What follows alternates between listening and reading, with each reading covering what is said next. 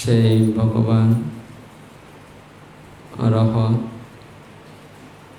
তথাগত সম্যক সম্বুদ্ধকে বন্দনা জানাচ্ছি।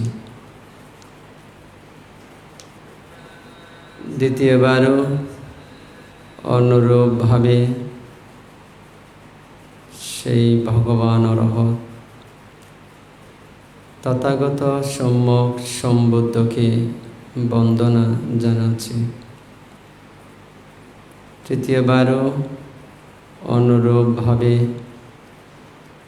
সেই ভগবান অরহৎ তথাগত সম্যক সম্বুদ্ধকে বন্দনা জানাচ্ছি।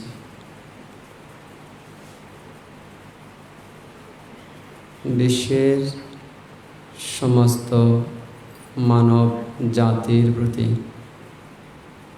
আজকে বৌদ্ধদের ত্রৈমাসিক বর্ষাব্রত উদযাপন, ভিক্ষুদের এই বর্ষাব্রত উদযাপন এবং মহাকারুণিক গৌতম বুদ্ধের জীবনের সাথে এই শুভ আষাঢ়ী পূর্ণিমা বেশ কয়েকটা গুরুত্বপূর্ণ ঘটনার সাথে সম্পৃক্ত, বৌদ্ধ জীবনের সাথে এই পূর্ণিমার সাথে। তাই যেই ঘটনাগুলো বৌদ্ধ জীবনের সাথে সম্পৃক্ত এই পূর্ণিমাকে অবলম্বন করে, যেমন আজকে এই পূর্ণিমা দিনে মহাকারণিক তথাগত সম্যক সম্বুদ্ধ মাতৃ জঠরে প্রতিসন্ধি গ্রহণ করেছিলেন স্বপ্নযোগের মাধ্যমে।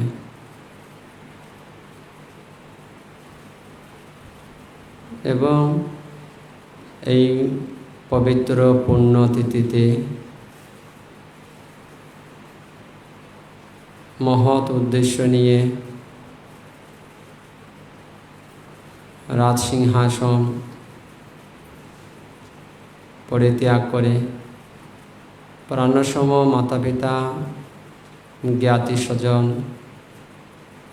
রাজ্য সমস্ত কিছু পরিত্যাগ করে সত্যের সন্ধানে গৃহত্যাগ করেছিলেন। এবং এই পবিত্র তিথিতে তথাগত বুদ্ধ সিদ্ধি লাভ করার পর, বুদ্ধত্ব জ্ঞান প্রাপ্ত হওয়ার পর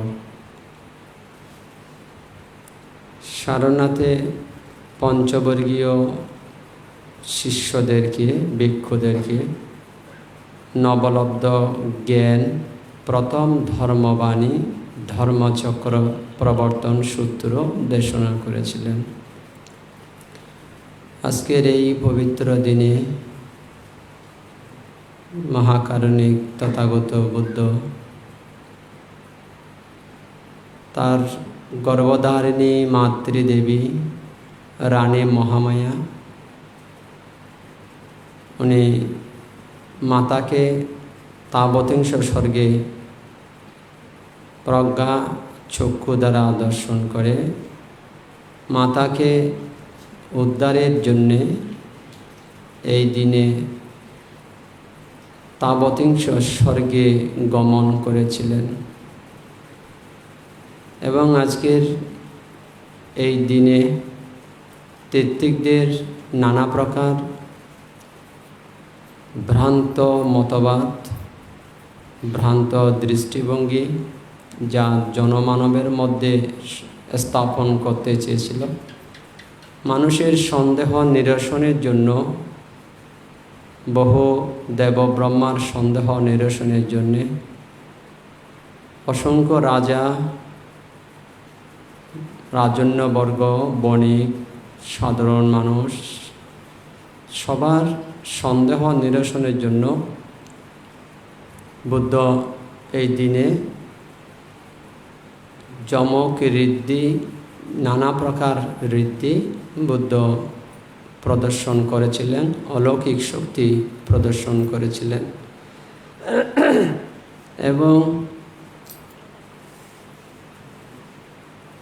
এই নানা প্রকার যে স্মৃতিগুলো আজকে এই পূর্ণিমাকে অবলম্বন করে বুদ্ধ জীবনের সাথে সম্পৃক্ত, তাই এই আষাঢ়ী পূর্ণিমা বিশ্ব বৌদ্ধদের কাছে খুবই তাৎপর্যবহ, গুরুত্বপূর্ণ।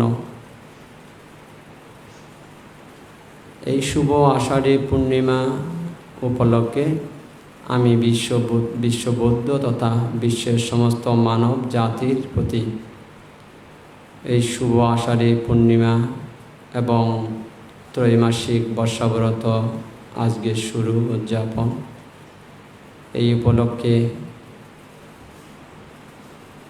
সমগ্র মানব জাতির সুখ শান্তি কামনা করছি এবং সবার উদ্দেশ্যে এই শুভ আষাঢ়ী পূর্ণিমার মৈত্রীময় শুভেচ্ছা জানাচ্ছি। আজকে আপনারা, বিশেষ করে যারা বৌদ্ধ, আপনাদের অনেক কিছু অবগত হওয়া দরকার। আজকে এই দিবসকে উপলক্ষ করে কিংবা ত্রৈমাসিক বর্ষাব্রতকে উপলক্ষ করে আপনাদের কিছু কিছু ব্যাপার অবগত হওয়া দরকার। যেমন ধরুন,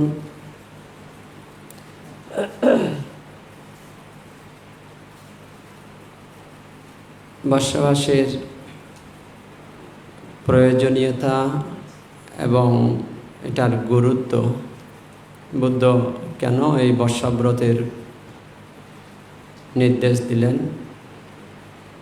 কেনই বা বুদ্ধ ভিক্ষুদেরকে এই সময়ে ত্রৈমাসিক বর্ষাব্রত উদযাপন করার জন্য বিনয় প্রজ্ঞাপ্ত করলেন, এবং এই বর্ষাবাসের মধ্যে কি কি হতে পারে, কি কি হতে পারে না, ভিক্ষুদের কি কি করণীয়, কি কি অকরণীয়, বুদ্ধ অনেক প্রকারের বিধি বিধান বেঁধে দিয়েছেন, যা অনেকের জানা নেই, জানা দরকার। যেমন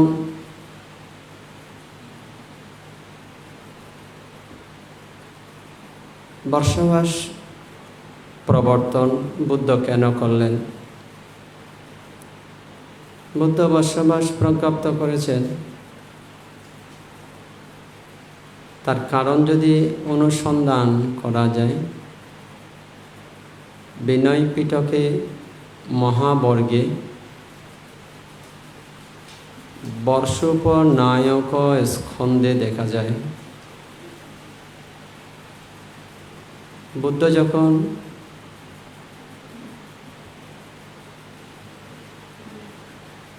বিহার প্রদেশে বর্তমান রাজগৃহে বেনুবন বিহারে অবস্থান করছিলেন, তখন রাজা বিম্বিসার একদিন বুদ্ধের কাছে আসলেন।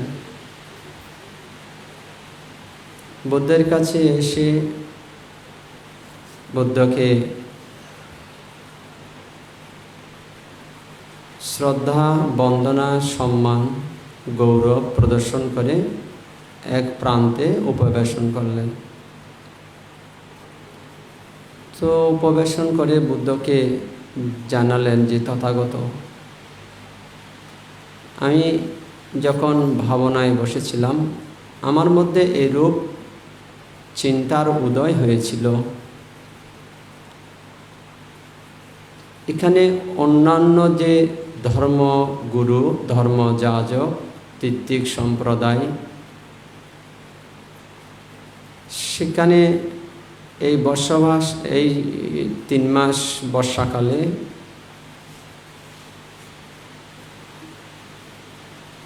তাদের কাছে এইরকম ধর্মত নিয়ম শৃঙ্খলা দেখতে পাচ্ছি। তো তথাগত যদি ভিক্ষুদের জন্য কিছু, ভিক্ষুদের এই নিয়ম বা এই বিধিবিধান প্রজ্ঞাপন করেন, এতে ভালো হয়। কি প্রজ্ঞাপন সেটা আপনাদের বলছি, তার আগে আমরা আরেক জায়গায় একটু করে ফিরে যাই। ধরুন মূলত কি কারণ, আমরা সেটাতে আগে আবার যাব, এটাতে একটু পরে যাই, তার আগে আমরা আরেকটা জায়গায় যাই। মূল কি কারণে বুদ্ধ বর্ষাবাস প্রজ্ঞাপ্ত করলেন?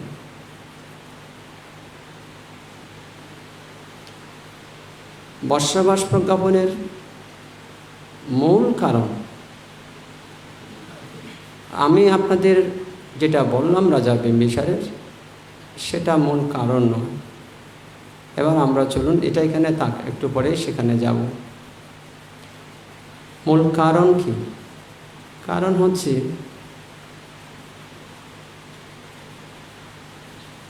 সাধারণত মানুষ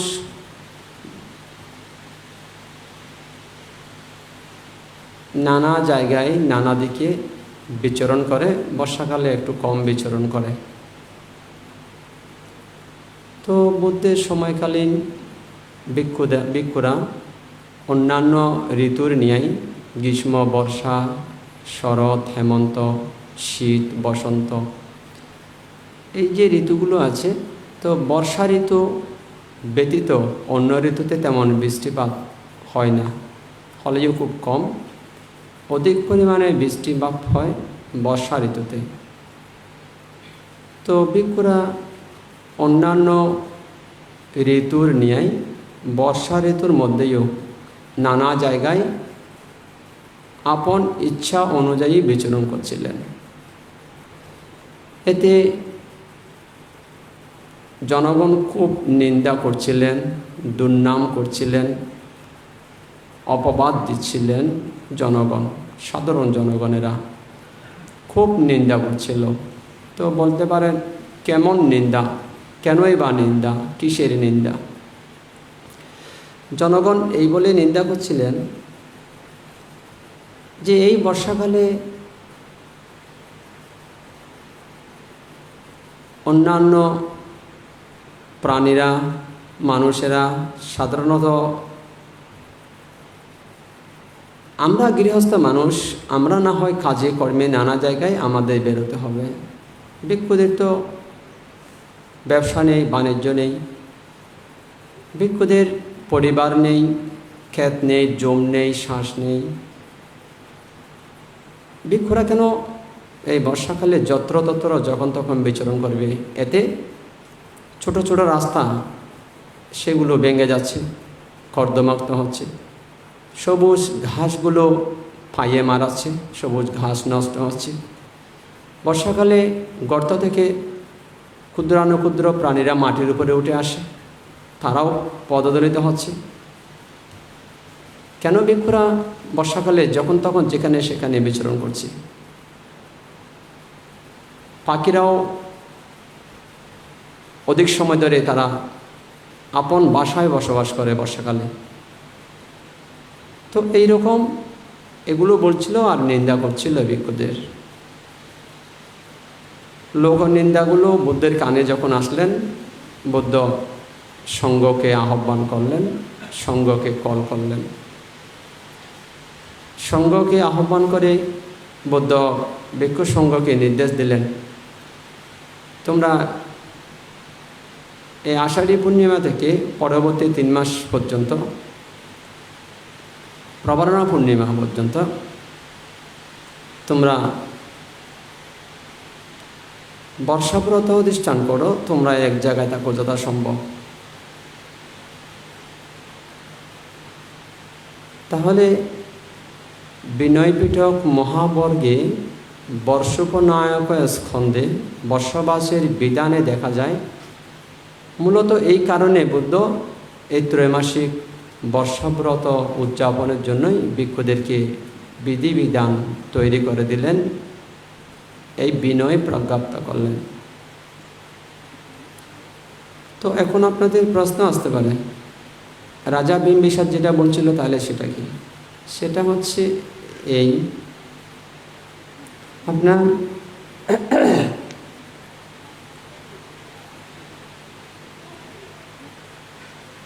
রাজা বিম্বিসার বুদ্ধের কাছে এসে এটা বললেন যে তথাগত,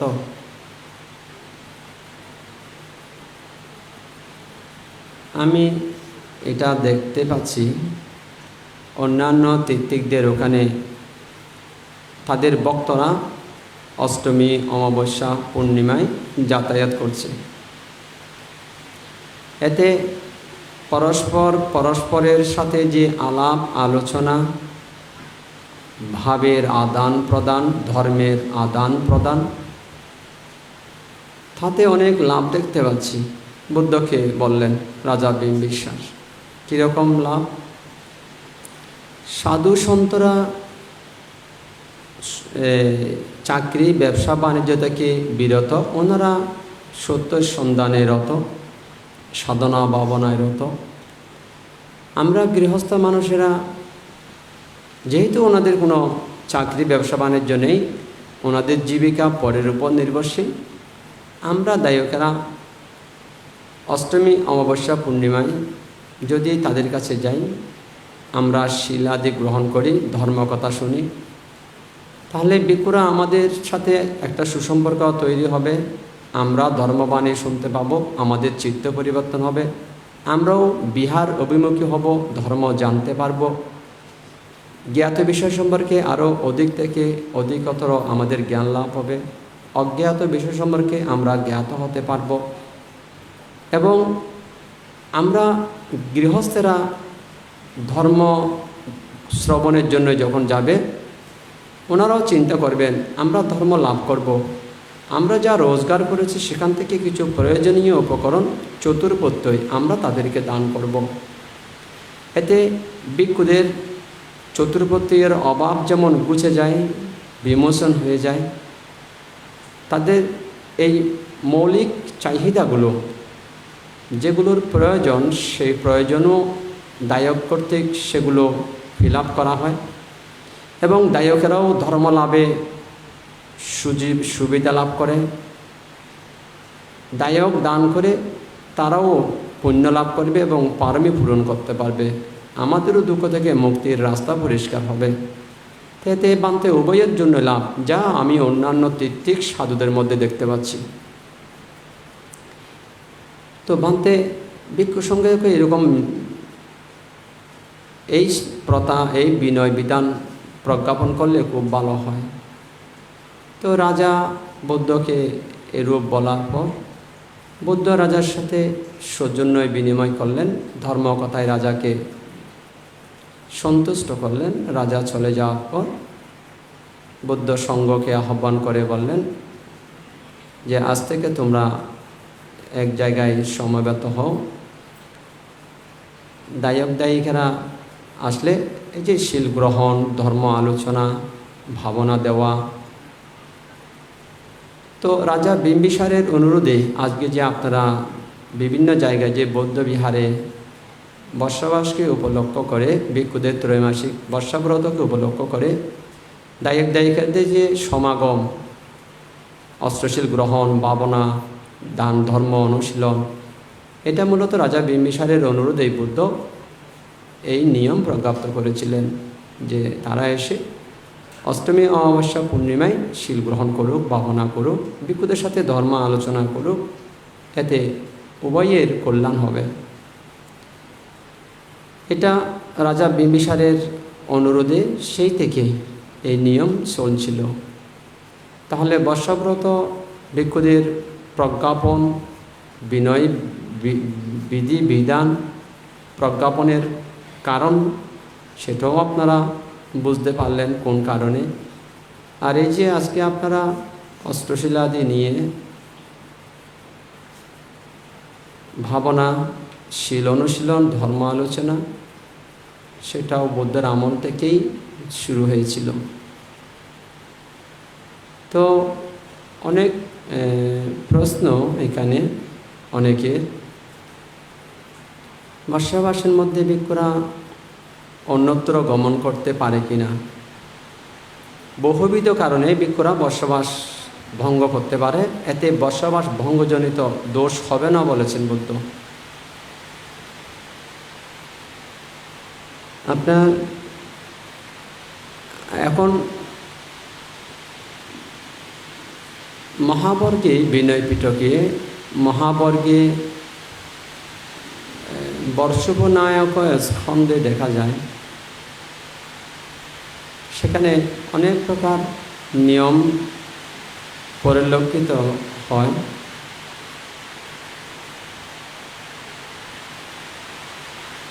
ধরুন এই পূর্ণিমা থেকে আগামী 1 মাস, তো এর মধ্যে কোনো ভিক্ষু এক জায়গায় যদি বর্ষবাস অধিষ্ঠান করে, যদি 1 মাসের ভিতরে কোনো সমস্যা দেখা দেয়, সেবকের অসুবিধা হতে পারে, আহারের অসুবিধা হতে পারে, শারীরিক কোনো সমস্যা হতে পারে, লোকাল এলাকার কোনো সমস্যা হতে পারে, যে কোনো সমস্যা উৎপন্ন হলে সেই ভিক্ষু 1 মাসের ভিতরে 1 সপ্তাহের মধ্যেও অন্যত্র চলে যেতে পারে। এতে বসবাস ভঙ্গ হবে না, ভঙ্গজনিত অপরাধ হবে না। বুদ্ধ এটাও বলেছেন যে যদি কোনো জায়গায় সেবকের অভাব দেখা দেয়, সেক্ষেত্রে ভিক্ষু সেবকের অভাবে যদি তার জীবনযাত্রা অন্তরায় মনে করে, সেক্ষেত্রেও বসবাস ভঙ্গ করে অন্যত্র গমনের জন্য বুদ্ধ বলেছেন। যেই আহার সেই এলাকায় দেওয়া হচ্ছে, পিণ্ডাচরণে বা যে কোনো ইয়াতে, সেই আহার যদি তার পক্ষে, শরীরের পক্ষে যদি যথাযথ না হয়, সেক্ষেত্রে বুদ্ধ স্থান ত্যাগের জন্য বলেছেন। সেই জায়গায় যদি বন্যা কবলিত হয়, তখন সে স্থান ত্যাগ করতে বলেছেন। সেই বিহার যদি অগ্নিদগ্ধ হয়, সেক্ষেত্রে বুদ্ধ সে স্থান ত্যাগ করার পরামর্শ দিয়েছেন। তো সেখানে যদি দায়িকরা দ্বিধা বিভক্ত হয়, তো সেখানে বুদ্ধ এরূপ বিধান দিয়েছেন, ভিক্ষুগণ যদি কোনো জায়গায় দ্বিধা বিভক্ত হয়, যদি এখান থেকে যাওয়ার পর সেই ভিক্ষু যদি তাদেরকে এক করে দিতে পারে, ভিক্ষুদেরকে এবং দায়কদেরকে, সেই কারণেও এখান থেকে বসবাসের মধ্যে ভিক্ষু অন্যত্র চলে যেতে পারে, এতে বর্ষাভঙ্গজনিত অপরাধ হবে না। এরকম নানা রকম কারণ দেখা যাচ্ছে। আর 1 মাস এখানে বসবাস অধিষ্ঠান করে দ্বিতীয় বর্ষা আর 2 মাস অন্য জায়গায় ধরতে পারে, অন্য জায়গায় দ্বিতীয় বর্ষা অধিষ্ঠান করতে পারে। ঠিক এটা 1 মাসের মাথায় করতে হবে। এতেও কোনো অন্তরায় হবে না, এরূপ বুদ্ধ বিনয় প্রজ্ঞাপ্ত করেছেন। তো আপনার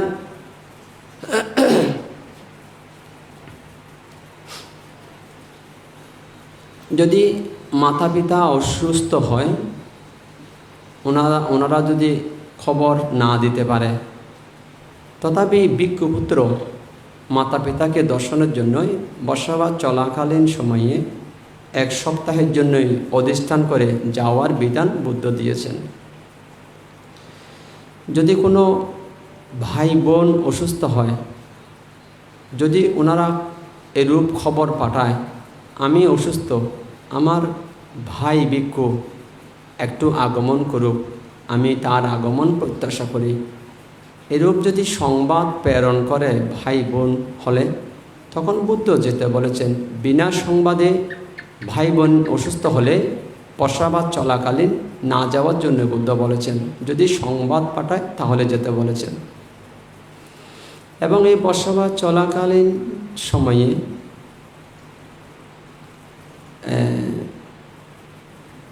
যদি কোনো গৃহস্থ মানুষ বাড়ি নির্মাণ করেছে, গৃহ নির্মাণ করেছে, বিহার থেকে অনেক দূরে, কিন্তু এই বিহারের ভিক্ষুদের ভক্ত, হয়তো রাস্তা অনেক দূর, একদিনে হয়তো আর ব্যাক করা যাবে না। সেক্ষেত্রে বুদ্ধ বললেন, সে যদি বর্ষাবাদ চলাকালীন গৃহপ্রবেশ করতে চায়, বাড়ি উদ্বোধন করতে চায়, যদি ভিক্ষুদের আগমন প্রত্যাশা করে, তাহলে 1 সপ্তাহের জন্যই তোমরা অধিষ্ঠান করে সেখানে তোমরা যেতে পারবে। বর্ষাবাদ চলাকালীন যদি কোনো কুলপুত্র শ্রমণ ভিক্ষু হতে চায়, তখনও করানো যাবে। বুদ্ধ বললেন, তোমরা যদি কেউ শ্রমণ ভিক্ষু হতে চায়, সেটাও করানো যাবে। এবং বুদ্ধ বললেন, যদি ভক্ত অনেক দূরে থাকে, সেই অবস্থায় যদি কোনো ভক্ত তার ছেলে মেয়েকে বিবাহ বন্ধনে আবদ্ধ করাতে চায়, কোনো বিবাহ অনুষ্ঠান করাতে চায়, যদি অনেক দূরে যেতে হয়তো 1 দিন 2 দিন, আসা যাওয়ার 3-4 দিন লাগতে পারে, তারা যদি ভিক্ষুর আগমন প্রত্যাশা করে ধর্ম শ্রবণের জন্য, যে আমাদের ছেলের বিয়ে, মেয়ের বিয়ে, আমি ভান্তের আগমন প্রত্যাশা করি, আমরা একটু ধর্ম শুনব, আমরা একটু পুণ্য করব, আমাদের মেয়েকে ভান্তে একটু উপদেশ দেওয়ার জন্য আসুক, আমাদের ছেলেকে উপদেশ দেওয়ার জন্য আসুক, এরূপ যদি আহ্বান করে, বর্ষাবাদ চলাকালীন সময়ে ভিক্ষুকে 7 দিনের অধিষ্ঠান করে যাওয়ার জন্য নির্দেশ দিয়েছেন। বিনয় পিটক মহাবর্গ মতে দেখা যাচ্ছে বর্ষবনায়ক স্কন্ধে বিবাহ অনুষ্ঠান হতে পারে, এরূপ দেখা যাচ্ছে। তো এরকম বুদ্ধ বর্ষাবাস চলাকালীন সময়ে অনেক প্রকার বিধান দিয়েছেন, যা অনেক বৌদ্ধরা অবগত নয়। এবং ধরুন, যেরকম বর্তমান সামাজিক প্রেক্ষাপট যদি বিচার বিবেচনা করা হয়, তাহলে বুদ্ধ যে নিয়ম প্রজ্ঞাপ্ত করেছেন, সেই নিয়মের বহির্ভূত বহু নিয়ম অনেকে প্রতিপালন করছে, মানে কিন্তু জানে না, এরকম বহু নিয়ম দেখা যাচ্ছে। যার কারণে বর্ষাবাস প্রজ্ঞাপনের কারণ সবার অবগত হওয়া দরকার। যেমন আপনাদের এটা আজকে এমনি পরিষ্কার করছি, যেহেতু লাইভ চলছে। আমি যখন এমনি এক সময় সপ্তাহে 3 দিন পিণ্ডাচরণে যেতাম, আপনারা অনেকেই অবগত। একদিন বড়ুয়াটে, একদিন উজনিপাড়া মধ্যপাড়া, আরেকদিন নিয়ে গুলশান, ঠিক না? তো 3 দিন যখন 3 জায়গায় যেতাম, আগে 6 দিন পিণ্ডাচরণ করা হতো। তো 6 দিন পিণ্ডাচরণ যখন করতাম, পিণ্ডাচরণ করার সময় যখন বর্ষাকালে নানা অসুবিধা হতো, গরমকালে নানা সমস্যা হতো, ছোট ছোট শ্রমণ থাকার কারণে একদিন আর্যগুহা সম্পৃক্ত সেবক সেবিকা, দায়ক দায়িকা সবাই অনুরোধ করেছিল, বান্তে পিণ্ডাচরণ আপাতত অফ করে দিলে কেমন হয়। তো আমি পিণ্ডাচরণ অফ না করে আমি বললাম, ঠিক আছে, আপনারা একটা কাজ করুন, বড়ুয়ার থেকে একদিন হোক, নিয়ে গুলশানে একদিন, উজনিপাড়া মধ্যপাড়ায় একদিন, 3 দিন তাহলে বাইরে হোক। দায়িকারা অনুরোধ করেছিলেন আমরা এখানেই রান্নাবান্না করে সঙ্ঘকে বান থেকে আহার্য দান করব। সে কারণে আমি তখন এই 3 দিন পিণ্ডাচরণ করতাম ভিক্ষু সঙ্গ নিয়ে। তো 3 দিন পিণ্ডাচরণ করার সময়ে একদিন পিণ্ডাচরণ ছিল ওই নিয়ে গুলশানে, এটা নিয়ে গুলশানে ছিল প্রজ্ঞামিত্র, এদিন পানি বেশি দেয়। হ্যাঁ, নিয়ে গুলশানে একদিন পিণ্ডাচরণ ছিল, তার আগের দিন রাত্রে বৃষ্টি হয়েছিল। তো আমরা যেহেতু বিহারের বাইরে যাইনি, দায়িকার অনুরোধে আমরা পিণ্ডপাতিক দূতাঙ্গ অধিষ্ঠান করেছিলাম। দায়িকার অনুরোধে পরিবেশ পরিস্থিতি বিচার বিবেচনা করে কেবল 3 দিন 3 জায়গায় পিণ্ডাচরণ নির্ধারিত ছিল। পিণ্ডপাতিক দূতাঙ্গধারী ভিক্ষুরা 12 মাস পিণ্ডপাত করার জন্য বৌদ্ধ বিধিবিধান দিয়েছেন।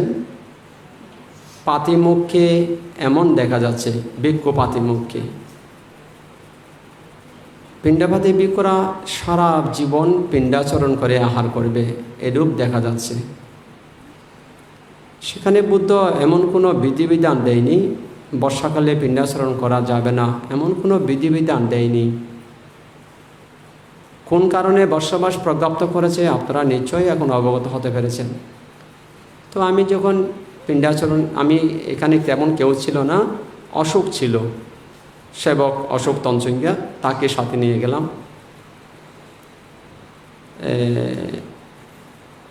তো সেখানে গিয়ে দেখি পানি, বেশ অনেকটা পানি দেখা যাচ্ছে, যেটা গোদারপাড় কালবার যেটা আছে সেখানে অনেকটা পানি দেখতে পাচ্ছি। তো আমি সেবক অশোক তঞ্চঙ্গিয়া বললাম আপনি একটু করে নেমে দেখুন, ওদিকে সবাই পিণ্ড নিয়ে দাঁড়িয়ে থাকবে, আর এখানে অল্প পানি হয়েছে বলে আমরা ব্যাক করতে পারি না, আর পানিতে কোনো স্রোত নেই, সেগুলো স্থির পানি, বাইরের পানিগুলো ঢুকেছে, পানিগুলো স্থির, এখানে স্রোত নেই। তো সেবক দেখলো যে পানি মোটামুটি বুক পরিমাণ আছে, তা বললাম বুক পরিমাণ হলে আমরা অনায়াসে যেতে পারি। তো আমরা পিণ্ডাচরণে চলে গেলাম। আসার সময় দেখছি বুক পরিমাণ থেকে সামান্য আরেকটু বেশি হয়েছে। তো সেই নিয়ে তখন ও পায়াজুত 13 ওসালাম বানতে উনি জীবিত ছিলেন। তো উনি ফেসবুকে স্ট্যাটাস দিলেন এগুলো বন্ডামি করা হচ্ছে। আমি বলিনি। তখন আমার একটা আশ্চর্য লেগেছিল, কোনো সেবক সেবিকার পক্ষ থেকে কোনো মেসেজ দেয়নি যে বিনয় পিটকে কীরকম আছে। তখন বাংলাদেশ সংগ্রাম ভিক্ষু মহাসভার মহাসচিব, ছানগা সার্বজনীন সাক্ষ্যমণি বুদ্ধ বিহারের অধ্যক্ষ বদন্ত এস লোকজিৎ 13, উনি এটার প্রতিবাদ করেছিলেন, কারণ উনি ধর্মবিনয় সম্পর্কে অবগত ছিলেন। কারণ ধরুন বিনয় পিটক মহাবর্গে বর্ষোপনায়ক স্কন্ধে এমন কোনো নির্দেশ নেই বর্ষাকালে ভিক্ষুরা পিণ্ডাচরণ করবে না, এমন কোনো নির্দেশ, এমন কোনো নীতিমালা, এমন কোনো বিধি বিধান বুদ্ধ প্রজ্ঞাপ্ত করে নেই। বরং ভিক্ষু পাতিমুখকে সেখানে 200, এটা হচ্ছে ভিক্ষুদের লবুক পাতিমুখটা। তো এই লবুকে দেখা যাচ্ছে সেখানে টোটাল ধারা আছে 227টা, ডিভিশন আছে 8টা, এটা 8 ডিভিশনে 8 বিভাগে বিভক্ত। প্রথম ডিভিশন হচ্ছে পারাজিকা, পারাজিকার ডিভিশনে নিয়ম আছে 4টা। তো এবং ভিক্ষুদের ক্ষেত্রে দেখা যায় এই ডিভিশনগুলো বলছি এই কারণে আপনাদেরকে, সেই ডিভিশনেও কোথাও নেই, লেখা নেই ভিক্ষু পাতিমুখকে বর্ষাকালে পিণ্ডাচরণ করা যাবে না, এমন কোনো নির্দেশ সেখানে বুদ্ধ দেয়নি, বিশেষ করে যারা পিণ্ডপাতিক ভিক্ষু। তো পিণ্ডপাতিক দূতাঙ্গধারী ভিক্ষুরা 12 মাস পিণ্ডাচরণ করবে। পিণ্ডাচরণ করা যাবে কি যাবে না সেটা পরিবেশ পরিস্থিতির উপর নির্ভর করবে। বৃষ্টি হলে এই নয় যে পিণ্ডাচরণ বন্ধ রাখতে হবে, বরং বুদ্ধ বলেছিল তোমরা 12 মাস 12 বছর সারা জীবন তোমাদের পিণ্ডাচরণ করে ভোজন করতে হবে। তখন গেঙ্গরে বা সীমাগরে এরকম শপথ বাক্য পাঠ করানো হয়। যখন ভিক্ষু হয় তখন বলছিল তোমার জীবন পিণ্ডাচরণের উপর নির্ভরশীল, তা তুমি কি মেনে নিচ্ছ? তো ভিক্ষু বললেন আমি সারা জীবন পিণ্ডাচরণ করে আহার করব, আমি এটা মেনে নিচ্ছি। তখন ইয়েস স্যার বলতে হয়, হ্যাঁ বানতে বলতে হয়, হ্যাঁ মাননীয় সঙ্গ বলতে হয়। তার মানে যখন উপসম্পাদনে সীমা করে সারা জীবন পিণ্ডাচরণ করে খাওয়ার জন্য শপথ গ্রহণ করা হয়, অধিষ্ঠান করা হয়, এমন শপথ বাক্য পাঠ করতে হয়, স্বীকার করতে হয়। তো এই কারণে দেখুন বৌদ্ধদের বিনয় জানা দরকার, গৃহীদেরকেও বিনয় জানা দরকার। আমি এই যে সত্য বলার জন্য তো আয়ুষ্মান তৎকালীন বাংলাদেশ সংঘরাজ ভিক্ষু মহাসভার সম্মানিত মহাসচিব এস লোকজিৎ তেরো, উনি শিক্ষিত ভিক্ষু, MA MPhil qualified, doctor degree হচ্ছেন উনি। তো উনি এটা প্রতিবাদ করেছিলেন। উনি বিনয় পিটকের রেফারেন্স দিয়ে উনি বললেন যে পিণ্ডপাতী ভিক্ষু সারা জীবন পিণ্ডাচরণ করে জীবন নির্বাহ করবে, জীবিকা নির্বাহ করবে, এমন নিয়ম বুদ্ধ প্রত্যক্ষ করে দিয়েছিলেন। তো সে কারণে আমি সানগাঁও সার্বজনীন সাহিত্যমণি বুদ্ধবিহারের অধ্যক্ষ এস লোকজিৎ তেরো, ওনাকে আমি সম্মান জানাচ্ছি, কৃতজ্ঞতা জানাচ্ছি যে যথার্থ সত্য বলেছেন উনি কোনো পক্ষপাতিত্ব করেনি।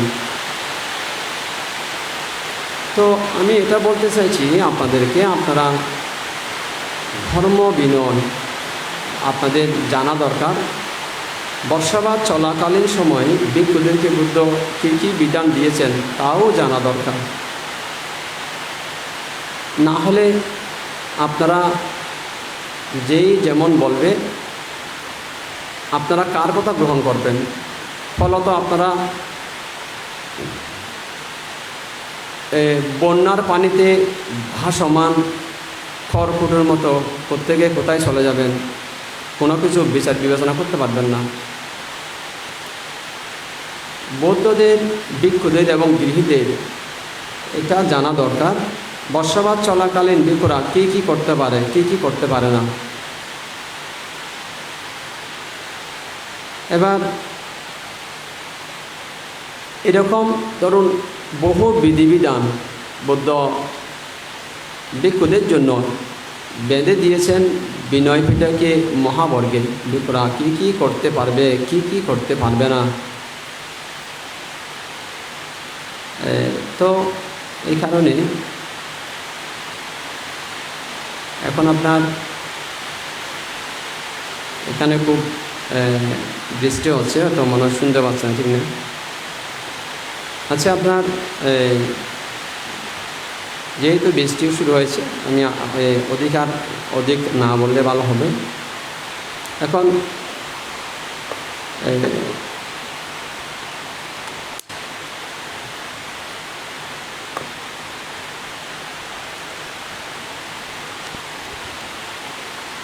অনক বড়ুয়া চট্টগ্রাম প্রধান দায়ক, চট্টগ্রাম মহানগর।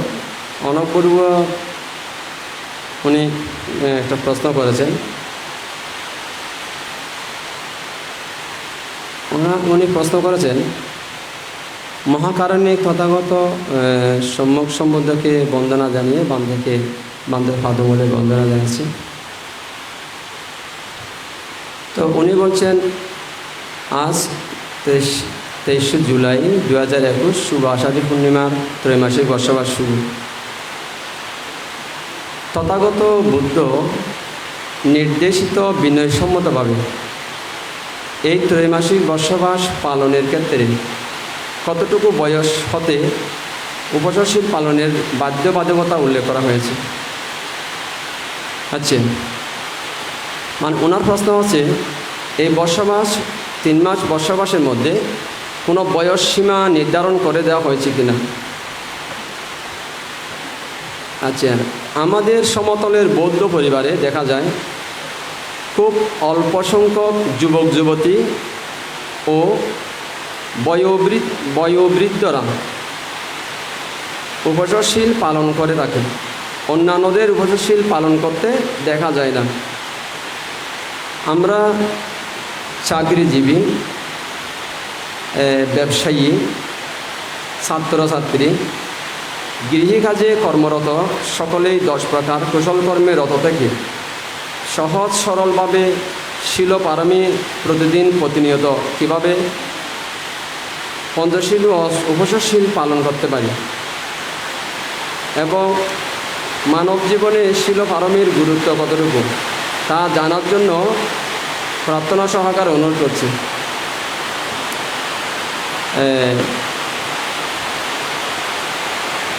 এখন প্রধান দায়ক চট্টগ্রামের, আপনি হয়তো লাইভে রয়েছেন। এখন এখানে বৃষ্টি শুরু হয়েছে বান্দরবানে, আপনি কি ওখানে পরিষ্কার বুঝতে পারছেন? এখানে যারা আছে তাদের একটু জানালে ভালো হবে। এখন তো বৃষ্টি শুরু হয়েছে।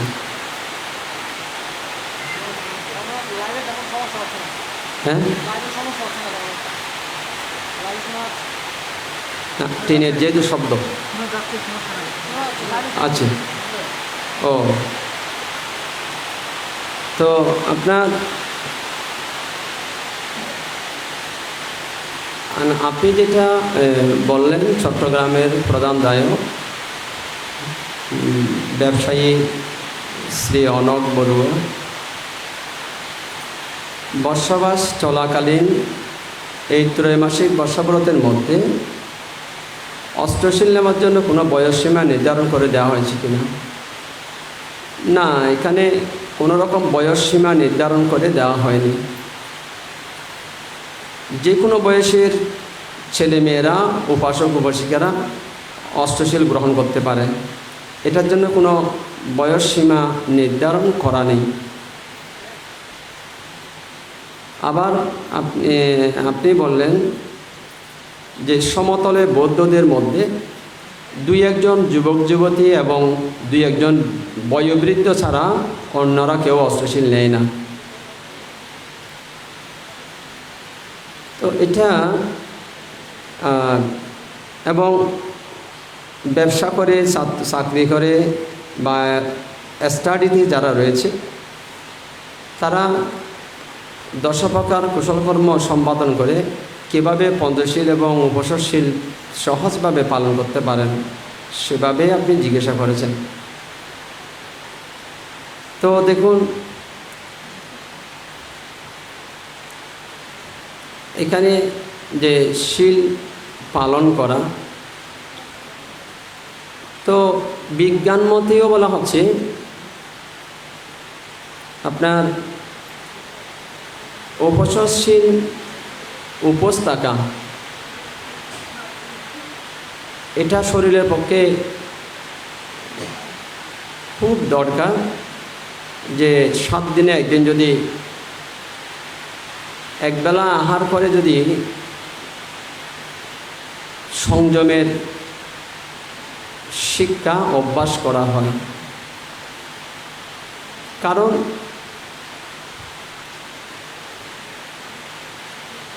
পঞ্চশীলের মধ্যে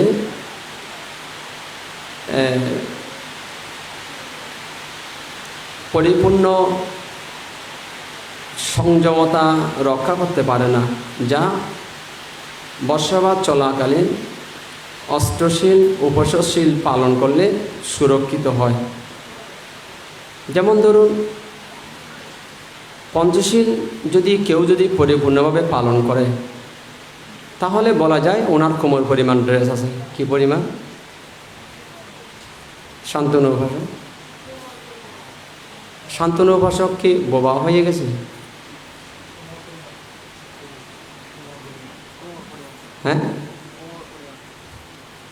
পরিমাণ। যদি কেউ অষ্টশীল প্রতিপালন করে আর কেউ পঞ্চশীল প্রতিপালন করে, তো এটা একটা উপমা দিচ্ছি আপনাদেরকে। যদি পঞ্চশীল কেউ প্রতিপালন করে পরিপূর্ণভাবে, তাহলে তার বুঝতে হবে যে কোমর পরিমাণ তার ড্রেস আছে। তো কোমর পরিমাণ ড্রেস থাকলে, উপরে ড্রেস না থাকলে কেমন সুন্দর দেখায়, কেমন সুন্দর দেখাবে? হ্যাঁ, ভালো দেখাবে না, ঠিক না? আচ্ছা, যদি পঞ্চশীলের মধ্যে যদি আরও 2-1টা শিল না থাকে, তাহলে হাঁটু পরিমাণ ড্রেস পরে যদি এটা যদি উলঙ্গ থাকে, কেমন লাগবে ছেলে মেয়েকে, নারী পুরুষকে?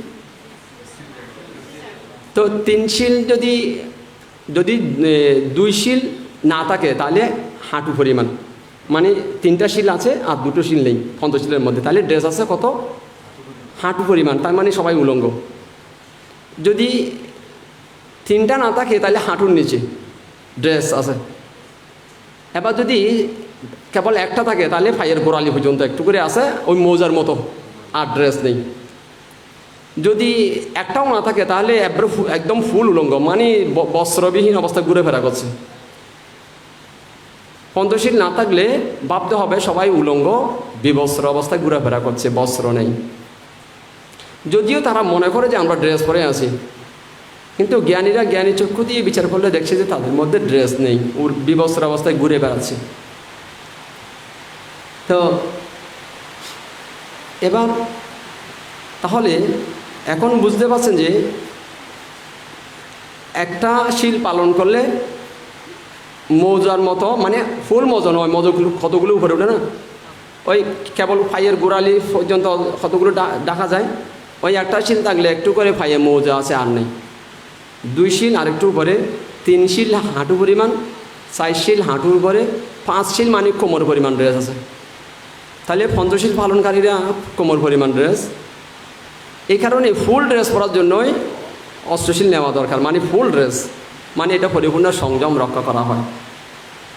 মানে অষ্টশীল হলে সেখানে নাচ গান বন্ধ, বিকাল ভোজন বন্ধ, উচ্চসজ্জা মহাসজ্জা বন্ধ, এতে ফুল ড্রেস পরিধান করা হয়।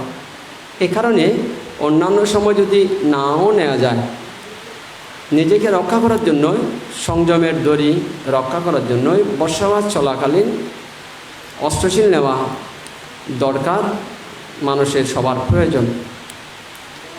তো এখন ধরুন আপনারা ব্যবসায়িক জীবনেও আপনারা নিতে পারেন। যেমন ধরুন আমি আপনাদের বলছি, আমি মহামণি পাঁচতলিতে যখন ছিলাম, রাউজান উপজেলা, আপনারা যে বলছেন চাকরি করে কি করে নেবেন বা কী করে নিতে পারি, আমরা চাকরি করছি, ব্যবসা করছি, পড়াশোনা করছি, আমরা কি করে নিতে পারি? তো সেখানে দেখা গেছে আপনার আমি দুজনের একটা রেফারেন্স দিই, একটা কলকাতা থেকে, একটা বাংলাদেশ মহামণি পাঁচতলি থেকে। তো মহামণি পাঁচতলিতে এই উপমা থেকে আপনারা বুঝতে পারবেন। মহামণি পাহাড়তলিতে কৃষ্ণপ্রসাদ বড়ুয়া উনি ব্যাংকের সহকারী ম্যানেজার ছিলেন। তো উনি কী করতেন, যেদিন বর্ষাবাস চলাকালীন, যেদিন অষ্টমী, অমাবস্যা, পূর্ণিমা, সেদিন উনি খুব ভোরে বিহারে চলে আসতেন। বিহারে এসে অষ্টশীল গ্রহণ করে উনি পানি টানি উৎসর্গ করে উনি অফিস চলে যেতেন, একটা টিফিন বক্সে ভাত নিয়ে যেতেন। তো উনি 12টার আগে অফিসে যে কোনো সময় উনি ওনার সময় মতো উনি আহার করে নিতেন। আমি মহামণি পাহাড়তলি মহানন্দ সঙ্গরাজ বিহারে থাকাকালীন কৃষ্ণপ্রসাদ বড়ুয়া ওনাকে আমি দেখেছি, উনি উপোষদ ভঙ্গ করতেন না। উনি এভাবে প্রত্যেক অষ্টমী অমাবস্যায় উনি উপোষদ গ্রহণ করতেন এবং অফিস করতেন। এতে ওনার কোনোদিন অন্তরায় হয়েছে বলে আমি শুনিনি, ঠিক না? তাহলে উনি ওই কৃষ্ণপ্রসাদ বড়ুয়া উনি তো এভাবে, আমি ওনাকে নিজে স্বয়ং দেখেছি। আমি তখন শ্রমণ অবস্থায় ছিলাম, ভিক্ষু অবস্থায় ছিলাম মহামণি পাহাড়তলিতে। তো আরও সেখানে কয়েকজন ছাত্র স্কুলে যেত। সেখানে একজন খুব ধর্মপরায়ণ ছিল, নন্দবংশ বড়ুয়ার ছেলে, রূপায়ণ বড়ুয়া পাতলিতে। তারা ছাত্র অবস্থায় তখন অষ্টশীল নিতেন। তাহলে উনি কর্মচারী, ব্যাংকের চাকরিজীবী, আরেকজন স্টুডেন্ট। তো উনিও সপ্তাহে একটা দিন অষ্টশীল নিতেন এবং ওনারা অন্যান্য কাজগুলো করতেন। আমি যখন পড়াশোনার জন্য ভারতে যাই কলকাতাতে, আমি দীর্ঘ অনেক বছর কলকাতা পটারি রোড বিদর্শন শিক্ষাকেন্দ্রে ছিলাম কলকাতায়। সেখানে যেখানে বিদর্শন শিক্ষাকেন্দ্র, যে বিহারে আমি থাকতাম পটারি রোড, তো সেখানে বড়ুয়া বেকারি, এটা ওনারা দান করেছিলেন ওই জায়গাটা। বড়ুয়া বেকারি, প্রিয়দর্শী বড়ুয়া কলকাতাতে, ওনারা ওই জায়গাটা ভারতের তৎকালীন সঙ্গরাজ প্রজ্ঞাজ্যোতি মহাতর বান থেকে ওনারা জায়গাটা দান করেন। তো সেখানে বিদর্শন ভাবনা কেন্দ্র নির্মিত হয়। আমি সেখানে আর ডক্টর অরুন্ধতী মহাতর, ডক্টর সুমনা পাল মহাতর, ডক্টর কাচ্চিয়ান মহাতর আর ডক্টর জিনবদী মহাতর, ডক্টর জিনপ্রিয় মহাতর, আমরা সবাই একসাথে থাকতাম। তাহলে সেখানে ডক্টর জিনবদী বানতে, ডক্টর কাচ্চিয়ান বানতে, আর ডক্টর জিনপ্রিয় বানতে, আর ডক্টর অরুন্ধতী মহাতর, আর ডক্টর সুমনা পাল মহাতর, আর আমি একসাথে থাকতাম পটারি রোডে বিদর্শন শিক্ষাকেন্দ্রে। বিহারের পাশে একটা ফ্ল্যাট বাড়িতে থাকতেন শিক্ষিকা দীপিকা বড়ুয়া। কী নাম? শিক্ষিকা দীপিকা বড়ুয়া। উনি আমাদেরকে তখন খুব, মা যেমন পুত্রকে রক্ষা করে আমাদেরকে সেভাবে রক্ষা করতেন। মানে উনি স্কুলে যেতেন সকালে, আমাদের জন্য বড়ুয়া বেহারি থেকে দেওয়া হতো পাউরুটি, দীপিকা বড়ুয়া আনতেন জাগু। তো দীপিকা বড়ুয়া জাগু আনতেন, বড়ুয়া বেহারি থেকে পাউরুটি দিতেন ভিক্ষুদেরকে প্রত্যেক দিন সকালে। তো দীপিকা বড়ুয়াকে আমি দেখলাম, শিক্ষিকা দীপিকা বড়ুয়া আমাকে এবং অরুন্ধতী মহাতর, ডক্টর অরুন্ধতী মহাতর, ডক্টর সুমনপাল মহাতর, ডক্টর কাচ্চিয়ান মহাতর, সবাইকে উনি মাতা জ্ঞানে, সবাইকে আপন পুত্র জ্ঞানে রক্ষা করতেন। আমি ওনার প্রতি খুব কৃতজ্ঞতা জানাচ্ছি। আজকে যখন কথা প্রসঙ্গ উঠে গেছে, এখন অনেকগুলো যে প্রশ্ন করেছে, এখন কিভাবে রক্ষা করে আমি সেটা বলছি। উনি কিভাবে রক্ষা করতেন, এখানে ভিক্ষু সংঘকে জাগু টাগু দিয়ে শিক্ষিকা দীপিকা বড়ুয়া উনি শিলটি নিয়ে উনি স্কুলে চলে যেতেন। দেখুন, উনি শিল নিয়ে স্কুলে চলে যেতেন। তো ছেলেদেরকে উনি তো সারাদিন পাঠ দান করতেন, তথাপি উনি অষ্টশীল রাখতেন। তো আমি ওনাকেও দেখেছি চাকরি অবস্থায় উনি অষ্টশীল এইভাবেই রক্ষা করতেন। সকালে বিহারে আসতেন, বিহার ঝাড়ু দিতেন, বিহার পরিষ্কার করতেন। রোজ এসে মেজে, ওটা তো ফ্লোর ছিল, আমরা ফার্স্ট ফ্লোরে থাকতাম, তো উনি বালতি নিয়ে পানি নিয়ে মেজে পরিষ্কার করতেন এবং ভিক্ষুদেরকে প্রাতরাশ দিয়ে শিক্ষিকা দীপিকা বড়ুয়া অষ্টশীল নিয়ে উনি স্কুল চলে যেতেন। তো এইভাবে সেখানে আমি দীপিকা বড়ুয়াকে দেখলাম, শিক্ষিকা দীপিকা বড়ুয়া এভাবে অষ্টশীল নিয়ে ভিক্ষু সম্বন্ধে সেবা করে উনি স্কুলে যেতেন, তথাপি উনি শিল রক্ষা করতেন। এতে ওনার কোনোদিন অসুবিধা হয়েছে বলে আমি দেখিনি, আমাদের বলেনি যে আমি স্কুল করতে পারছি না। তাহলে উনি এত কিছু করেও উনি শিল রক্ষা করতেন, এতে ওনারা সুখে স্বাচ্ছন্দ্যে জীবনযাপন করছিলেন। সেই কারণে কথা প্রসঙ্গে যখন উঠে গেছে, আজকে সে কারণে তো আপনাদের এটা বলতে চাইছি,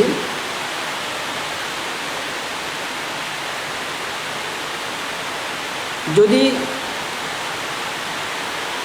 ইচ্ছা থাকে তাহলে একটা না একটা উপায় উদ্ভাবন করা যায়। তো যেমন যিনি প্রশ্ন করেছেন, তো অনক বড়ুব, আপনাকেও দেখেছি, আপনিও ব্যবসা করে আপনিও অস্ত্রশীল প্রতিপালন করেছেন। তো আপনিও যদি ব্যবসা করে অস্ত্রশীল নিয়ে যদি উপবাস থেকে উপসশীল পালন করতে পারেন, শিক্ষিকা দীপিকা বড়ুয়া কলকাতা, উনিও শিক্ষকতা করতে পারে অস্ত্রশীল নিয়ে। এবং মহামণি পাঁচতলিতে কৃষ্ণপ্রসাদ বড়ুয়া, উনি ব্যাংকের ম্যানেজার ছিলেন। তো ওনাদেরকে আমি দেখেছি, এরকম আমি আরও অনেককে দেখেছি। তো যার কারণে সবার জন্য এই সংযম শিক্ষা দরকার, এবং মাতা পিতা অভিভাবক তাদের উচিত তাদেরকে উৎসাহিত করা, সন্তানদেরকে, ছেলে মেয়েদেরকে। তো দেখুন, ছোট্ট একটা উপমা দিই। ছোট্ট একটা উপমা দিচ্ছি, বহু বছর আগের ঘটনা। একজন ধার্মিক রাজা, তার খুব ইচ্ছা হয়েছে মুরগি কেটে কয়েক রকম স্যুপ করে খাওয়া। তো রাজা চিন্তা করছে, আমি রাজ্যের সবাইকে ধর্ম পালন করতে বলছি, আমার চিত্তে উৎপন্ন হয়েছে যে মুরগি কেটে কয়েক প্রকারের স্যুপ বানিয়ে খাওয়ার জন্য। আমার কেমন চিত্ত, আমি তো খেতে পারবো না। তো চিন্তা করলেন রাজা, দিনের পর দিন আস্তে আস্তে তার এই তৃষ্ণা আস্তে আস্তে বেড়ে যাচ্ছে।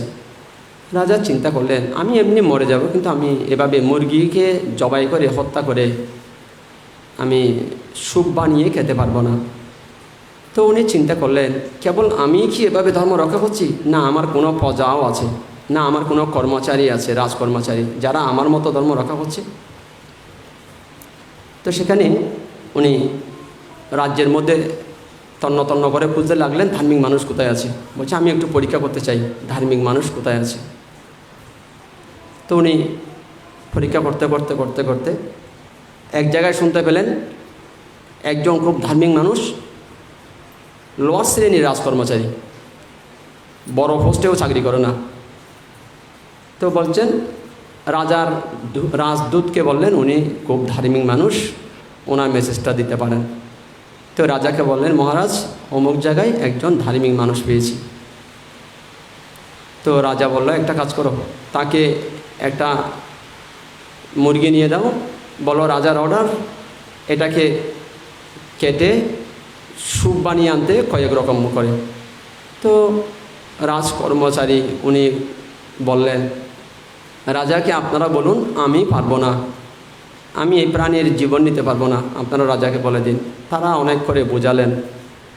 তারা বললেন, দেখো ভাই, তুমি বেঁচে থাকলে তোমার কত কিছু হবে। এখন যদি রাজার আদেশ না মানো, রাজা যাই বলে তাই আদেশ হয়, তুমি রাজ আজ্ঞা অমান্য করলে তোমার মৃত্যুদণ্ড হতে পারে। উনি বললেন, আমার মৃত্যুদণ্ড হোক, কিন্তু আমি এই মুরগিকে মৃত্যুদণ্ড দিতে পারবো না, আমি মুরগি কোনো অপরাধ করেনি। আর আমি যদি এই প্রাণী হত্যা করছি না, সেটা যদি আমার অপরাধ হয়, রাজা যদি এমন মনে করে, রাজা আমাকে মৃত্যুদণ্ড দেবে, কিন্তু আমি তো অপরাধ করছি না, কেবল আমি অপরাধ থেকে বিরত থাকতে চাইছি।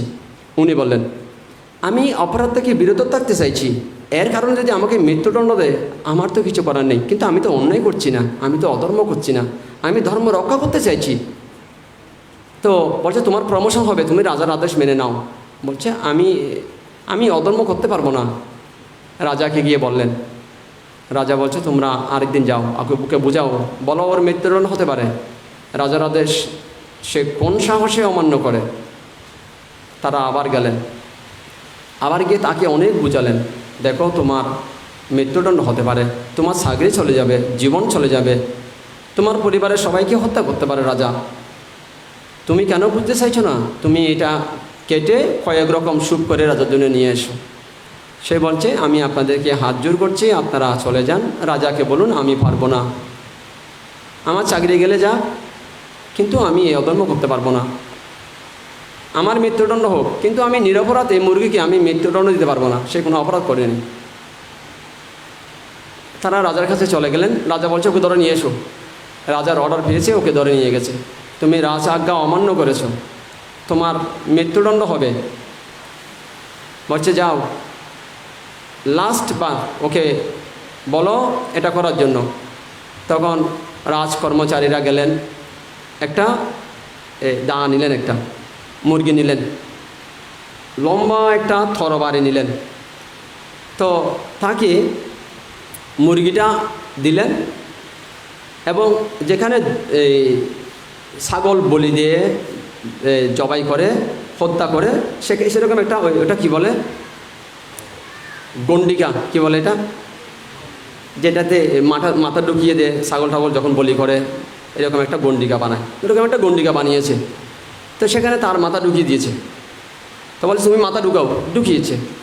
বলছে নাও এইটা মুরগি আর এটা দা, নাও তোমার হাতে, তোমার মাথা এদিকে ঢুকালাম, এবার তোমার এক হাতে মুরগি আর হাতে দা, আর তোমার ঘাড়ের উপর আমাদের তরবারি, তুমি বিবেচনা করো তুমি কি করবে। বলছে তুমি তুমি দা চালাবে না আমরা তোমার মাথা ঘাড়ের উপর তরবারি চালাবো। তো ওই লোয়ার শ্রেণীর রাজকর্মচারী বললেন, মুরগিকে হাতে নিয়ে বলল, মুরগি আমি তোমাকে মৃত্যুদণ্ড দিতে পারবো না, তুমি কোনো অপরাধ করোনি,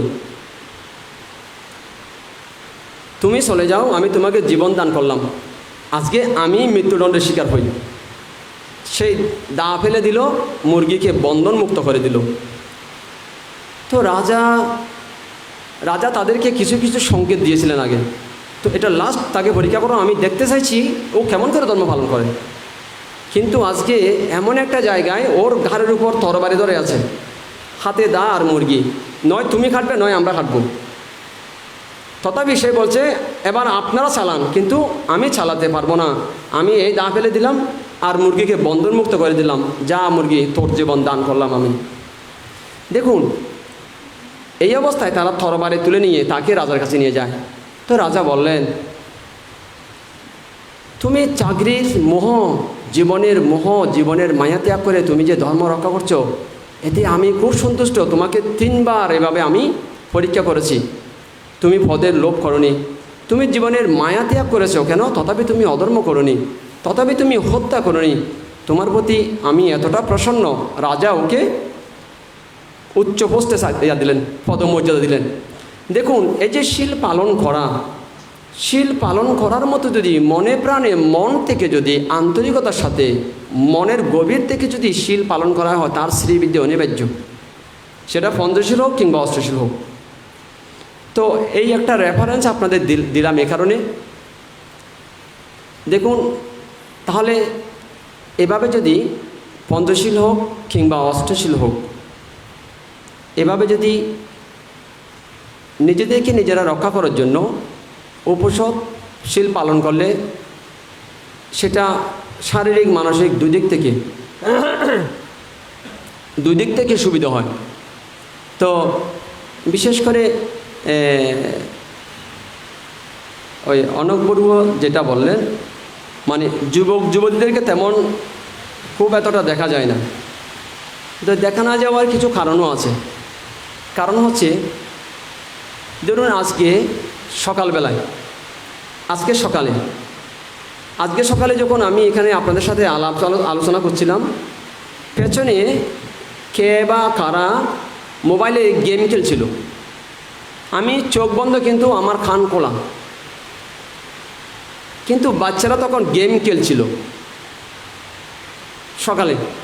আপনারা কেউ ফলো করেছেন? ফলো? আজকে সকালে কথা বলছি, আপনারা কেউ ফলো করেছেন? পেছনে বাচ্চারা মোবাইলে গেম খেলছিল, আমি চোখ বন্ধ কিন্তু বাকিগুলো আমার খোলা ছিল। তো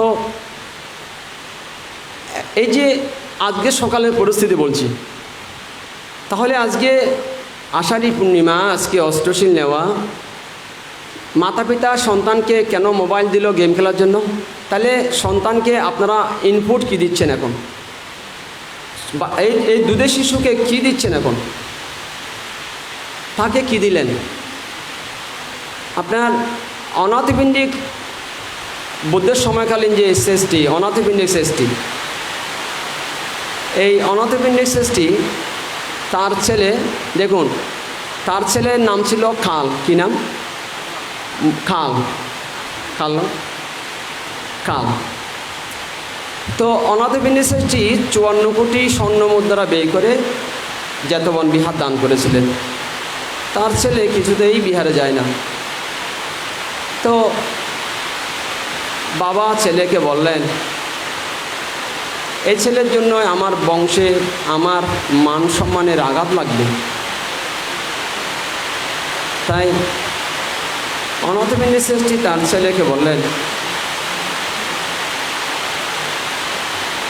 বাবা তুমি একটু বিহারে যাও, বিহারটা একটু দেখে আসো, আর কিছু করতে হবে না, তোমাকে আমি 1000 টাকা দেব। ছেলেকে বললেন, তুমি বিহারটা একটু দেখে এসো। তো এই অনাথ বিন শ্রেষ্ঠী তার ছেলেকে বিহারে পাঠানোর জন্য টাকার প্রস্তাব দিয়েছে, যে টাকার লোভ দেখিয়েছে, কিন্তু টাকা দেবে না তাই নয়, কিন্তু সন্তানকে তো ফিরাতে হবে। তো এইভাবে অনাথ বিন শ্রেষ্ঠী তার ছেলেকে খুব বুঝিয়ে সুঝিয়ে কলা কৌশল করে, উপায় কৌশল অবলম্বন করে বিহারে গেলেন। বিহারে গিয়ে ধরুন হয়তো স্বল্প সময় অপেক্ষা করেছে, এসে বাবার কাছ থেকে টাকা নিয়ে নিল। তো ছেলে তেমন পরিবর্তন দেখতে পেল না। আরেকদিন বললেন, বাবা তুই আজকে একটু বিহারে গিয়ে 1 রাত্রি থেকে আয়, আমি তোকে 1000 টাকা দেবো, 1500 টাকা দেবো। তো চিন্তা করলো, বাড়িতে এমনি বসে থাকবো, বিহারে গিয়ে যদি 1 রাত্রি থাকি, যদি 1500 টাকা পাই, খারাপ কি? আবার গেলেন, কিন্তু বুদ্ধের সাথে দেখা করলেন না। আবার বাড়ি চলে আসলেন। বাবা দেখলেন তার মধ্যে তেমন কোনো পরিবর্তন আসেনি। তো আরেকদিন বললেন,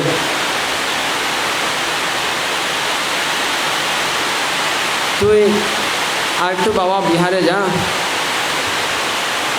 আমি তোকে আজকে আরও একটু টাকা বাড়িয়ে দেব, রাত্রেও থাকতে হবে, আর বুদ্ধের একটা কথা আমাকে হুবহু বলতে হবে।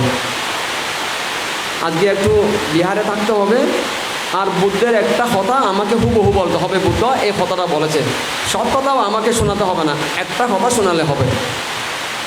তো আমি তোকে আরও 500 টাকা বাড়িয়ে দেবো। ধরুন একটা উপমা দিচ্ছি আপনাদেরকে। এভাবে বুদ্ধ তৎকালীন অনাথ বিন শ্রেষ্ঠী ছেলেকে এভাবে বিহারে পাঠানোর জন্য উপায় কৌশল অবলম্বন করেছিলেন। তো কাল বুদ্ধ বললেন, বুদ্ধ কি বললেন সেটা একটু পরে বলছি। এখন কাল কি করেছে দেখুন। অনাথ বিন শ্রেষ্ঠীর ছেলে যেহেতু বলেছে বুদ্ধের কথা শুনতে হবে, এখন তো কাছে যেতে হবে, তাই সেই অনেকটা কাছে গেলেন বুদ্ধ কথা শোনার জন্য। বুদ্ধ সেদিন দানের কথা, শীলের কথা, ভাবনার কথা, এই জীবনের কথা, ওই জীবনের কথা, পুনর্জন্মের কথা, স্বর্গের কথা, নরকের কথা, তীর্যকুলের কথা, নির্বাণের কথা, সমস্ত দিক নিয়ে আলোচনা করলেন।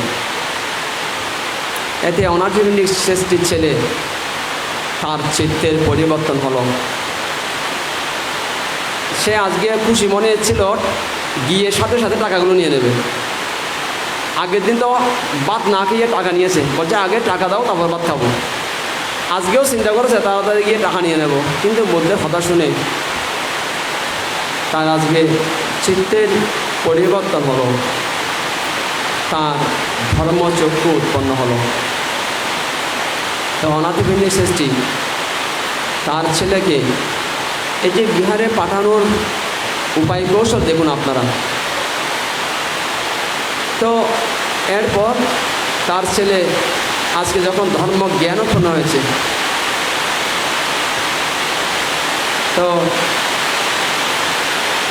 তার ছেলে ধর্ম শুনে চিত্ত পরিবর্তন হেতু বসে রইলেন। তারপর দিন বুদ্ধ ভিক্ষু সঙ্গ নিয়ে অনাথবিনী শ্রেষ্ঠীর বাড়িতে আহারের জন্য গেলেন। অনাথবিনী শ্রেষ্ঠীর ছেলে যেহেতু তার মধ্যে জ্ঞান উৎপন্ন হয়েছে এবং চিত্তের পরিবর্তন হয়েছে, সে আজকে শান্ত, ভদ্র, নম্র, বিনীত। সে এখন বুদ্ধ এবং ভিক্ষুর সঙ্গে একদম পেছনে পেছনে অধচক্র হয়ে ধীর পদক্ষেপে চলছিল। তো বুদ্ধ তাদের বাড়িতে যখন গেলেন, অনাথবিনী শ্রেষ্ঠী আশ্চর্য হলেন যে আমার ছেলে আজকে টাকাও নিচ্ছে না, চুপচাপ বসে রয়েছে। অন্যদিন তো ভাত না হওয়ার আগে টাকা নেন, এখন তো ভাত খেতেও বলছেন না, টাকা কোথাও বলছেন না। তো বুদ্ধ বললেন অনাথবিনী শ্রেষ্ঠীকে, আজকে আর সে কিছু চাইবে না, কেন? তার চাহিদার অন্ত হয়েছে। তো দেখুন, এখানে অনাথবিনী শ্রেষ্ঠী আপনার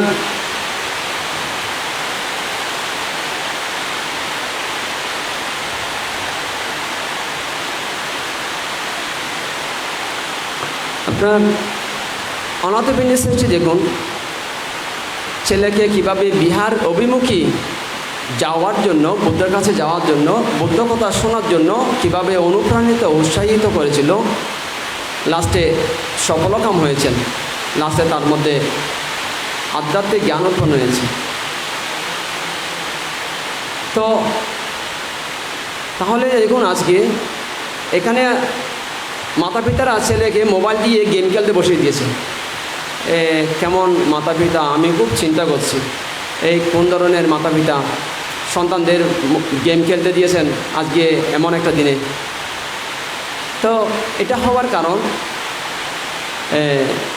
ইঞ্জিনিয়ার শিবু বিকাশ বড়ু একটা প্রশ্ন করেছে, আপনার প্রশ্ন একটু পরে দিচ্ছি, আগে এটা একটু শেষ করে দিই, অনক বড়ুয়ার প্রশ্নটা। তারপর আপনার অনক বড়ু বলেছেন যে আপনার আমাদের এখানে কেন শিশুরা, কেন যুবক যুবতীরা ধর্মের অভিমুখী আসতে চাইছে না, কেন ধর্ম শুনতে চাইছে না কেন? তো না চাওয়ার কারণ হচ্ছে এই যে আজকে সকালবেলার একটা কথা বললাম, মোবাইলে গেম খেলছে। তো ছেলেকে কোথায় ধর্ম শিক্ষা দেবে? মাতা পিতা মোবাইল দিয়েছে, মানে তাদের জীবনটা কোন দিকে চলে যাচ্ছে দেখুন। এখন পরিস্থিতি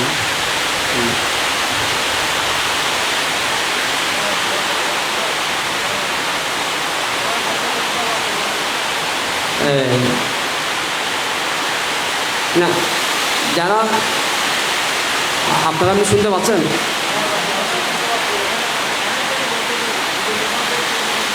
হ্যাঁ,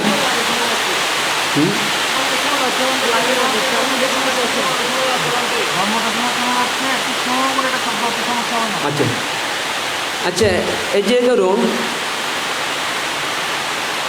আজকে সকালবেলা যেটা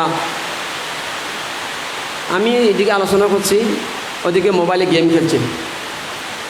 এই যে অবক্ষয় সমাজের, পরিবারের অবক্ষয়, আপনার যদি সে সময় মাতা পিতা ছেলে যখন এখানে থাকতে চাইছে না, বুদ্ধ গৃহত্যাগ করছিল, সেই ফিল্মটা দিতেন। সেটা দেয়নি, কিন্তু গেম বসিয়ে দিয়েছে। বুদ্ধ যে গৃহত্যাগ করছে সেটা দিতেন। আচ্ছা, এই অবক্ষয়ের কারণটা কি? এই অবক্ষয়ের কারণ হচ্ছে এই সন্তান যখন মায়ের গর্ভে ছিল, যেই সন্তান এখন গেম খেলছে বসে বসে ওদিকে, সেই সন্তান যখন মায়ের গর্ভে ছিল,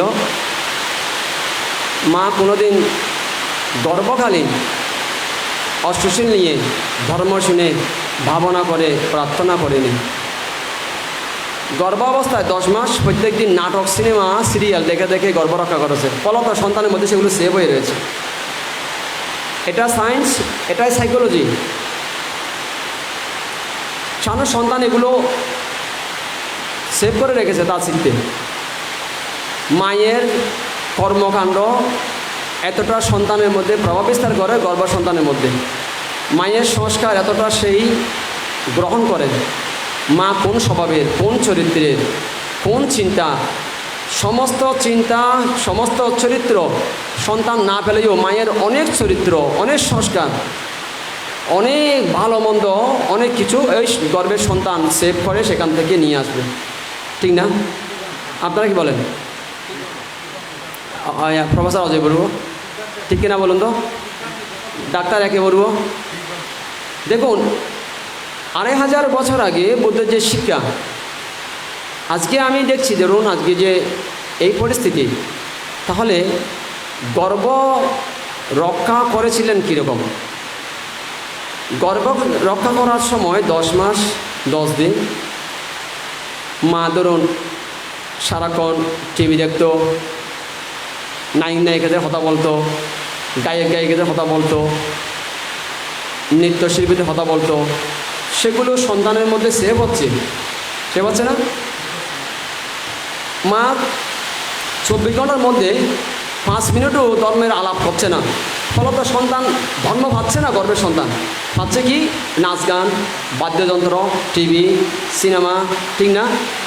সেগুলো সন্তানের মধ্যে, চিত্তের মধ্যে সেভ হচ্ছে আস্তে আস্তে। এবার এভাবে 10 মাস অতিবাহিত হলো, সন্তান জন্ম হলো।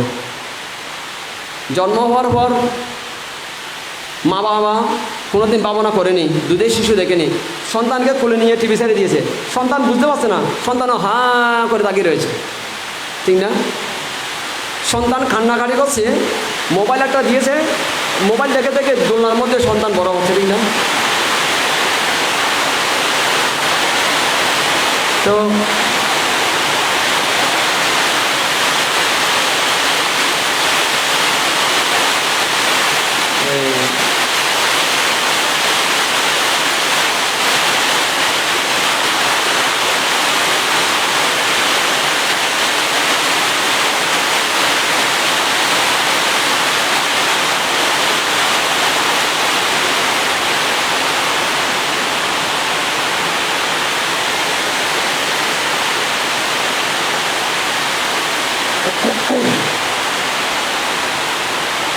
তো এখানে দেখুন,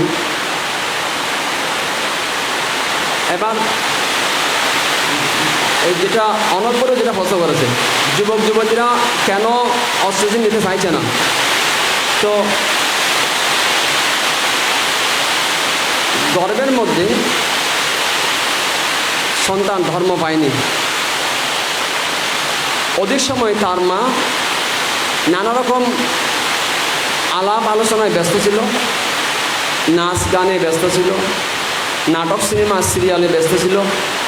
সেগুলো সন্তান সংস্কার হিসেবে চিত্তের মধ্যে সেভ করে নিয়েছে। জন্মের পর মা বাবাকে বন্দনা করতে দেখেনি, ভাবনা করতে দেখেনি, এবং মা বাবাকে অস্ত্রশীল নিতে দেখেনি। তাই দুধের শিশু জন্মের পরে পায়নি, জন্মের পরে নেই। যখন একটু বড় হলো, তারপরে দিয়েছে ইয়াতে LKG, কোথায় দিয়েছে? তারপরে দিল UKG, তারপর কোথায় দিল? তারপর দিল 1A, তারপর কোথায় দিল? তারপর দিল সাঁতারে, কোথায় দিল? তারপর দিল নাচে গানে, কোথায় গিয়েছে? তারপর দিল ফুটবলে আর বাস্কেটবলে, তারপর দিল ব্যাডমিন্টনে। এই করতে করতে সন্তান বড় হলো। এখন কি আর ধর্ম করবে? নেই, ধর্ম নেই। তো এই কারণে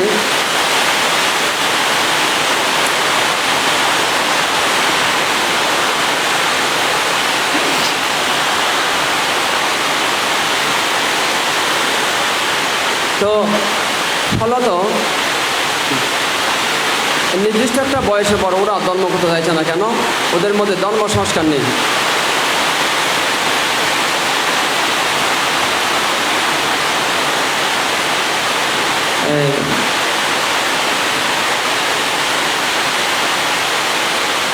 আপনার মাতা পিতারা গর্ভ অবস্থায় যদি এরূপ প্রার্থনা করে,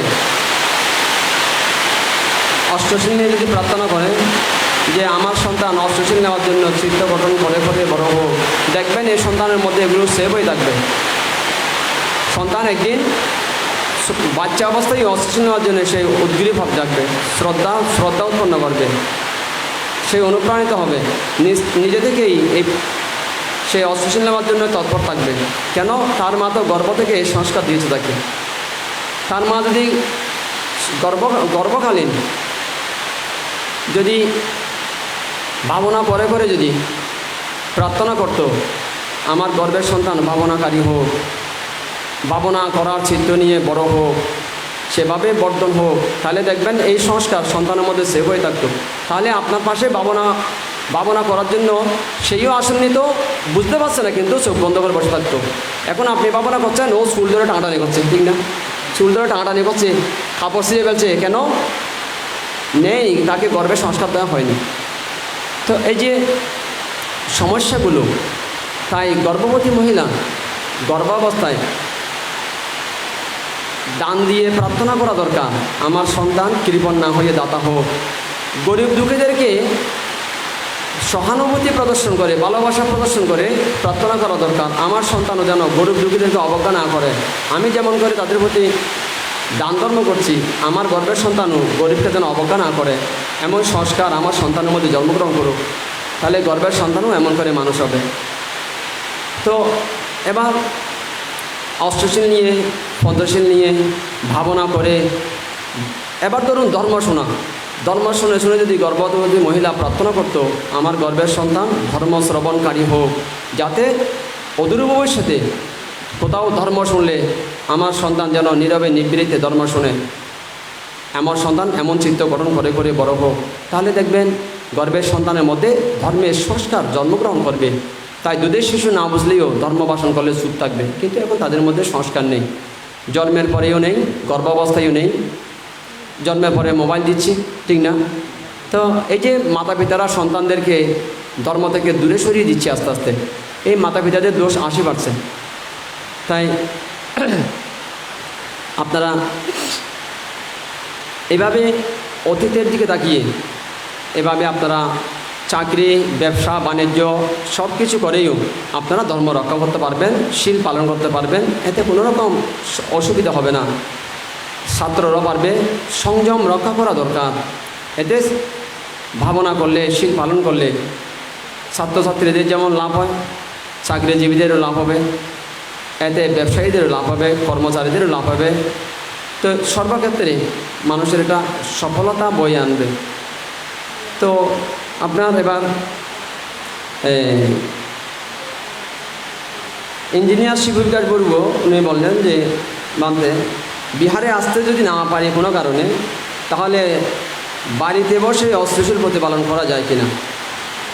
হ্যাঁ, আপনি যদি ভিক্ষু না থাকে, বিহার আশেপাশে না থাকে, যদি আপনার অশ্লীল প্রতিপালন করার ইচ্ছে উৎপন্ন হয়, তাহলে বুদ্ধের সম্মুখে বসে বুদ্ধকে স্মরণ করে, ধর্মকে, সঙ্গকে স্মরণ করে আপনি নিজে থেকেই 1 থেকে 8টা শীল গ্রহণ করে অধিষ্ঠান করতে পারেন যে আমি অধিষ্ঠান উপাসক, আমি আজকে অষ্টশীল অধিষ্ঠান করছি। সেভাবে অধিষ্ঠান করে বাড়িতে অষ্টশীল প্রতিপালন করতে পারেন, যদি কোনো বিহার না থাকে, বাঁধতে না থাকে, আশেপাশে বিহার না থাকে।